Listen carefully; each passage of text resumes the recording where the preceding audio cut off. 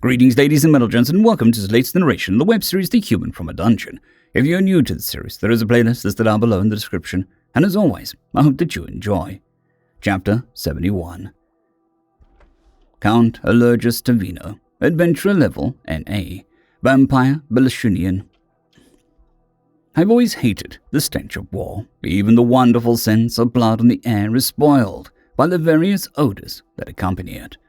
Various fires burning questionable things, body odor, rot, and feces assault the senses whenever one is unwise enough to breathe through one's nostrils. One can be acclimatized to it, given the chance, but never immune. The assault on one's nose will begin anew when one least expects it. Honestly, it even ruins the view. I watched impassively from my balcony as new slaves sorted through their previous belongings. Anything of value will be put to use. The rest of it will be burned. Despite the stench ruining the mood, I found some amusement that the accursed drow were having to divide their own possessions in such a manner. It would have been more amusing if the reasons for this task falling to the drow weren't so dire. Normally, newly created vampires would carry out tasks such as this. However, it has been so long since we had new recruits that even the youngest of us was resistant to such commands. I spat angrily at the slaves. If that damned half-breed hadn't failed, we wouldn't be in this mess. Maybe if he had known what was at stake. No, that would have been a misstep for us. It was fortunate that the memories of the fair folk are incompatible with the mind of an infant, because he was lacking those memories. He did not know the cycle of redemption we are doomed to face, and he could not leverage it against us. There's no doubt in my mind that had he known, he would have demanded more and more and more until there was nothing left to give. Such is the nature of a spoiled brat like Kyrian Yith. May he and the witch that birthed him suffer an eternity of torment. The Yith matriarch had seemed like an amazing boon at the time, though. When we first received word of her grievances with Lofen and his court, we approached her, nearly salivating.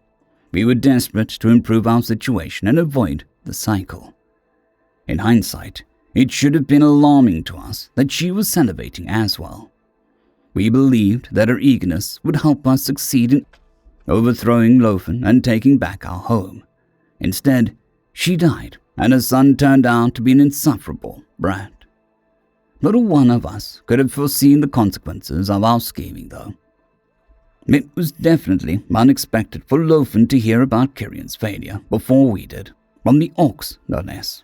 If it weren't for a few sympathetic ears in Lofen's court, we would have all been waiting to be reborn by now. A good portion of us were able to avoid the hunt, of course. Lofen's lack of leadership capabilities served well in that regard. Then the damned Orcs invaded and began to hunt us as well. Now our backs are against the wall, and "You were summoned, Count Tavino," a crow perched in a nearby tree called. "By whom?" I demanded, angry at the interruption. "Duke Miskiel demands your presence." "I understand," I replied in a much more reasonable tone. "I will make haste." I turned from the crow and made my way through the building that was currently acting as my manor. A meager manor, certainly, and not even close to matching my previous accommodations. The manor I had been living in, belonging to a drow countess that was quite enamored with me, was far superior in nearly every aspect. However, that manor is now destroyed, as is the family that allowed me to live there. A damn shame. Their blood was freely offered and quite delectable. The thought angered me as I marched through our war camp towards Duke Miskiel's lodgings. There are 3 remaining vampire dukes, and Duke Elab Miskiel is by far the mightiest of the 3. Each of them have experimented with vampiric mastery, and each of their experiments ended in failure. Duke Banny and Duke Hillgrow were both weakened by their failures, but Duke Miskiel's experiments made him much stronger. While he failed to become a master vampire, he managed to enhance his body and his vampiric abilities. He also commands more soldiers than any other vampiric noble, partly because he is a skilled tactician and partly because he knows when to avoid a fight. There's no question that if we manage to take back the Night Kingdom, Duke Miskiel will be king, which makes this summons rather concerning, especially given recent events. "My lord," someone shouted at me. I turned and saw a slave in tattered clothing running towards me. My jaw nearly dropped at the audacity. "My lord, we're running out of rations for the brood," she said once she caught up. "And?" "Well, what do? They need to be fed, my lord." I stepped towards her with a piercing glare. "I do not understand your confusion," I growled. "You claim the brood are nearly out of rations. You still have blood in your veins and meat on your bones. But feed them!" I slammed the suggestion into her mind. "It'll be done, my lord," the drow slave said vacantly. I watched angrily as she turned and went back the way she came. "Imbecilic drow," I muttered to myself as I continued on my way. They are a plague upon this land. Like most animals, they are deaf to the voices of those above them. Or perhaps they're simply incapable of the deeper understanding required to interpret those voices. Either way, the end result is an inability to accept the offer to become a vampire. Even the higher beings cannot communicate with them, and as such have limited influence over them. Most drow are also atheists, in spite of overwhelming evidence to the contrary. It is said that large gatherings of drow drive away the higher beings because they hate being ignored, but that is simply conjecture. The fact that these cretins pretend at society fills me to the brim with fiery passion of rage. They lay claim to titles without possessing a single ounce of nobility. They pretend to be barons, counts, queens, and even kings. One need not look long to see why they are unsuitable for the duties of governance. The actions of their so-called king has allowed the Orcs of the unified chieftains to invade all the way to the capital. Worse, the lives of the drow living in the Night Kingdom can only improve if the Orcs manage to win the day. Damn them! These pretenders have held their power for far too long. It's past time that we remove the second set of titles from our kingdom. A guard signaled for me to halt as I approached the Duke's lodgings. I waited outside the massive stone structure while the guard confirmed that I was expected. At one point, the building had likely served as a guild hall for adventurers. It was modest in appearance, yet massive enough to serve an important purpose for the Duke and his entourage. The guard received an answer from within and stepped aside with a slight bow, allowing me entry. I passed the guard, stepped inside, and was immediately met with intense bustle of activity. The Duke's peons were well at work, calling to each other about this and that over the sounds of their various activities. "Count Turbino," a weathered vampire greeted me with a bow. "This way, if you please." It isn't common for one as old as this to become a vampire. The fallen wilder that made the contract must have been waiting for a very long time. I followed the elderly former elf up a flight of stairs and down a long hallway. At the end of the corridor was a door that opened into a large room housing a series of large tables. Each table was covered in a variety of tomes, papers, writing utensils, and weapons. The Duke was sitting at the head of one of the table, with other vampires standing and sitting around him. "Presenting Count Turbino, your grace," the old one bowed. "Good, that'll be all, Glasner. Take the servants with you," Miskiel said while waving for me to sit. I gave a respectful bow and took the offered seat, catching stares from the other nobles at the table. Each of their eyes pierced through me, knotting my stomach. There was little doubt as to why I had been summoned. "Turbino, I trust you are well," Miskiel said with an air of hostility. "Yes, your grace," I replied, averting eye contact. "Thank you for asking." "Good. Now we haven't had a chance to debrief regarding the... what was his name?" he asked, grabbing a sheaf of papers from the table. "Master General Kyrian yet, yes, sir. We haven't had a chance to discuss this matter yet." I stayed silent, allowing the Duke to read from the papers. You were entrusted with Yith's well-being, were you not? McGee asked after a few moments. Yes, Your Grace. Then why did he fail? Because he foolishly underestimated the Orcs. Oh? The Duke asked angrily. Was it not your responsibility to weed out such foolishness? With respect, Your Grace, I must protest such an assertion, I replied, offended. One cannot forcibly remove a thing which is integral to one's being. Yith was a half-drow, and his mother was a queen amongst fools. A murmur of agreement came from the other nobles, but died out quickly once the Duke raised his hand for silence. Yes, so you say, yet Kyrian Yith was competent enough to infiltrate Lothan's military and rise to its peak. Respectfully, Your Grace, I must once again protest. Lothan does not select his generals based on merit, but rather on the lack thereof. Yith's rise to a false king's military speaks more towards his foolishness than it does to his competence. We should have expected as such from a half-breed, a noble whom I didn't know muttered. Silence! Duke McGee shot the noble a glare before turning back to me. So you claim no responsibility for this? No, Duke, I do not. And why not? Because I did as I was bade, Your Grace.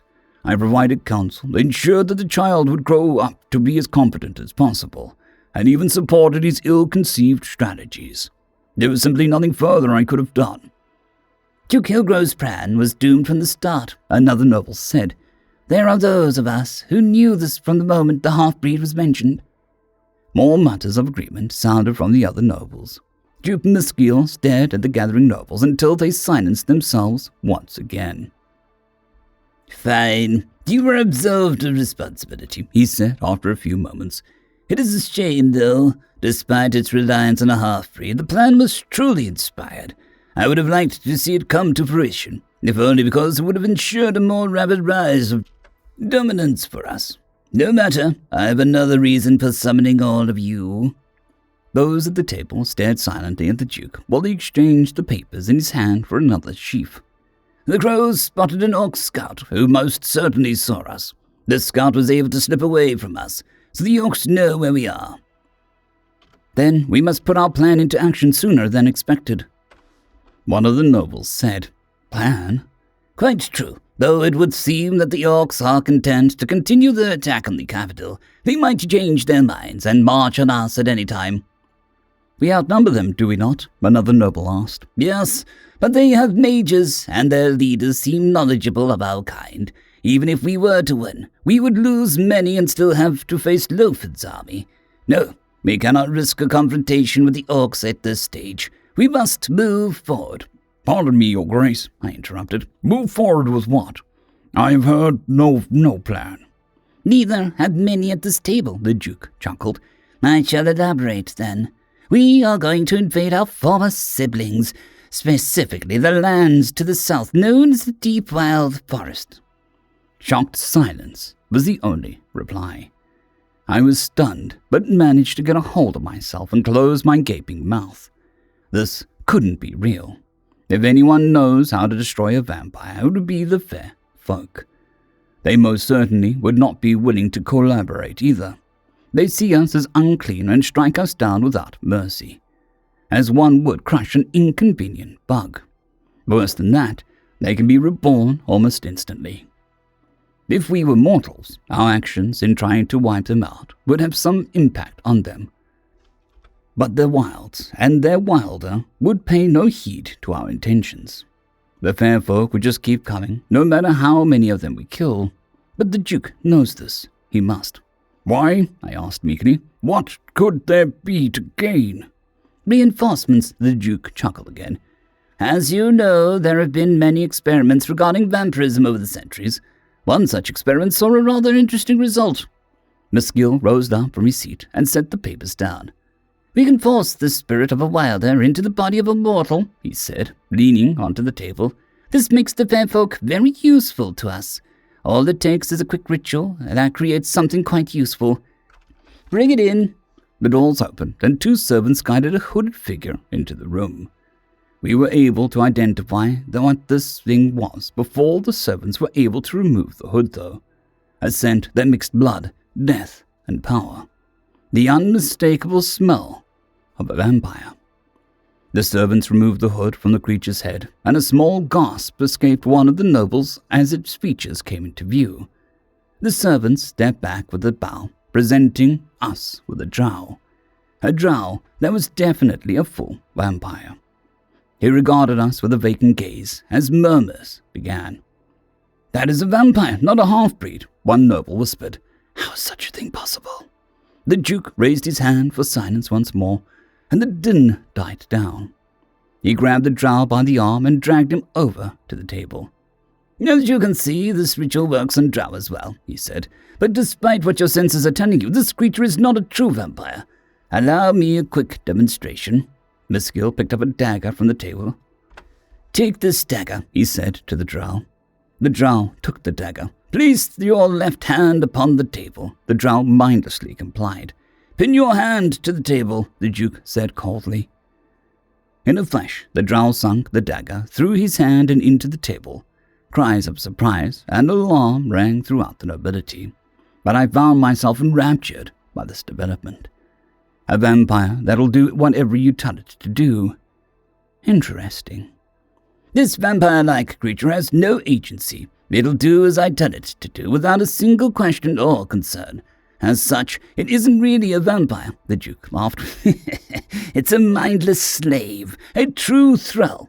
Whomever performs the ritual forms a direct connection with the thrall that allows one, with some practice, to give commands by thought. My experiments thus far have not found a maximum distance for this effect.